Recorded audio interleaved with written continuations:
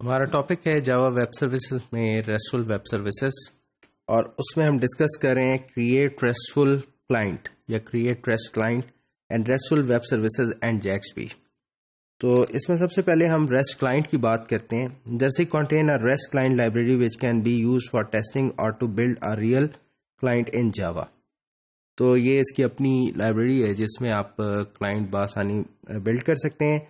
तरीकाकार ये है कि create new Java project day 5 RS client, इस नाम से आप एक प्रोजेक्ट बना लें। ऐड जर्सी लाइब्रेरीज में जर्सी लाइब्रेरीज यूज ऐड कर लें। क्रिएट द टेस्ट क्लास बना लें और टेस्ट क्लास को देखने के लिए हम टेस्ट rs.java को एक दफ़ा देख लेते हैं, जिससे हमें क्लियरली पता लग जाएगा कि टेस्ट क्लास से क्या मुराद है और इसमें क्या हमें रखना पड़ेगा। तो हम देखते हैं टेस्ट rs.java।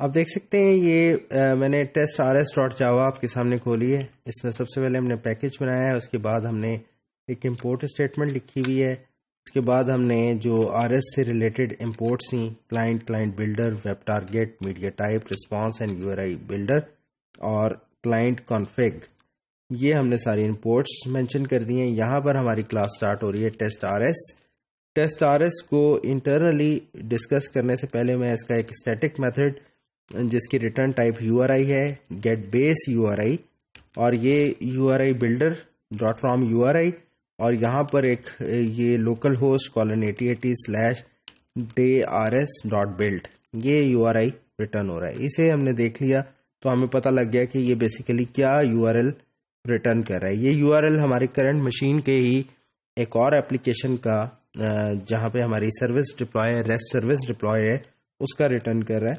तो यहाँ पर हम देखते हैं मेन में, तो क्लाइंट कॉन्फ़िग, आपने न्यू क्लाइंट कॉन्फ़िग क्रिएट किया, उसके बाद client builder dot new client और इसमें कॉन्फ़िग पास कर दिया, तो आपका क्लाइंट क्रिएट हो गया।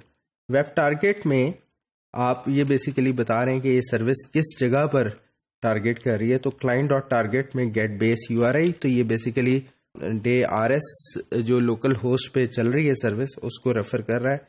और इसी तरह से यहाँ पर target dot path, rest dot path hello और डॉट रिक्वेस्ट, तो ये बेसिकली आपने एक आउटपुट स्टेटमेंट जनरेट करी। Dot accept media type text plain dot get response dot class dot to string, और फिर system dot out dot print line target dot path rest dot path hello dot request accept media type text plain और get string dot class, और इसी तरह से दोबारा आपने ये की, और इस दफ़ा आपने text_XML पास की, और इसी तरह से फर्दर आपने text_HTML।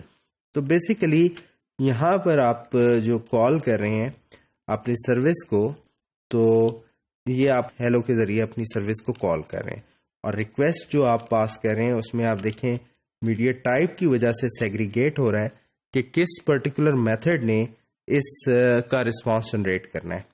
तो तीनों दफ़ा आपकी जो मीडिया टाइप है उसमें आप देख सकते हैं कि एक दफ़ा प्लेन है, एक दफ़ा जो है वो आपकी XML बेस्ड है और एक दफ़ा HTML बेस्ड है। उसकी बेसिस पे आपके रिस्पांस जनरेट होंगे आपकी स्क्रीन पे, और आप तीनों केसेस में रिस्पॉन्सेस को स्क्रीन पे विजुलाइज कर सकते हैं। तो ये एक सिंपल सी टेस्ट RS है जो बेसिकली आपकी सर्विस को कंज्यूम करवा रही है। रेस्टफुल वेब सर्विसेज में हम JAXB को अब डिस्कस करेंगे। JAX RS supports this automatic creation of XML and JSON via JAXB। JAXB के जरिए हम XML और JSON based response restful services के जरिए जनरेट कर सकते हैं। क्रिएट डायनामिक वेब प्रोजेक्ट, हमें सबसे पहले इसको करने के लिए डायनामिक वेब प्रोजेक्ट क्रिएट करना पड़ेगा। Copy all Jersey jars into the web NF/lib folder, आपको तमाम की तमाम जर्सी API लाइब्रेरीज जो हैं वो आपको इधर कॉपी करनी होंगी। क्रिएट योर डोमेन क्लास, तो आपको उसके बाद अपनी डोमेन क्लास क्रिएट करनी है। क्रिएट द रिसोर्स क्लास, उसके बाद आपको अपनी रिसोर्स क्लास बनानी है। Change web.xml as in next slide, अब हम देखेंगे कि किस तरह से आप नेक्स्ट स्लाइड पे web.xml देख रहे हैं। Run application and access your service as तो इस URL के ज़रिए जो है आप अपनी सर्विस को एक्सेस कर सकते हैं। तो देखते हैं इन तमाम चीज़ों को इन 3 फाइल्स में, todo.java, todo resource.java और web.xml। todo जो है ये एक डोमेन क्लास है और दूसरी जो है रिसोर्स क्लास है और तीसरी जो है हमारी web.xml है। तो देखते हैं इन क्लासेस को और उनमें डिस्कस करते हैं कि किस तरह से ये रेस्टफुल वेब सर्विस JAXB के साथ वर्क कर रही है। ये सबसे पहले हमारी डोमेन क्लास है। आप देख सकते हैं इसमें हमने क्लास todo बनाई है और इसको हमने जो एनोटेट किया है @XML रूट एलिमेंट से, और इसमें 2 चीज़ें हमने दी हैं, समरी और description. Get summary, set summary, get description and set description. Simple सी डोमेन क्लास है, कोई इसमें फर्दर डिटेल नहीं है। अब हम देखते हैं todo रिसोर्स। todo रिसोर्स जो है ये आपकी सर्विस है @path और /todo के ज़रिए ये सर्विस एक्सेस होगी। और todo रिसोर्स जो है ये इसका क्लास का नाम है। इसमें आप देख सकते हैं 2 रीड ओनली मेथड्स हैं, यानी गेट के ज़रिए ये एक्सेस होंगे। Produces media type application _XML या एप्लीकेशन _JSON और इसी तरह से टेक्स्ट _XML। तो बेसिकली 2 तरह की ये आउटपुट जनरेट कर सकते हैं। तो पब्लिक todo get XML, और ये आप देख सकते हैं कि todo का आपने ऑब्जेक्ट बनाया है। todo में this is my first todo और todo.set description this is my first todo। तो बेसिकली आपने जो है समरी और डिस्क्रिप्शन बना दी और रिटर्न कर दिया। तो ये फंक्शन जो है ये बेसिकली एक XML रिटर्न कर देगा। और इसी तरह से अगर आप दूसरे को देखें तो ये एक HTML बेस्ड रिटर्न कर देगा। तो जबकि हमने इसमें कोई भी स्पेसिफिक कोड जो है XML या HTML बेस्ड हमने नहीं लिखा, लेकिन फिर भी ये इस सर्विस को जब भी कॉल किया जाएगा तो इसके ज़रिए XML या HTML दोनों रिटर्न कर रहे हैं। ये जो प्रोड्यूसर्स का जो आपने एनोटेशन लगाया और इसमें जो ये सेटिंग की है इसकी वजह से।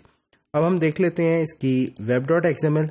तो web.xml में क्या चेंज है, तो आप देखें बाकी चीज़ें तो तकरीबन वैसी ही हैं।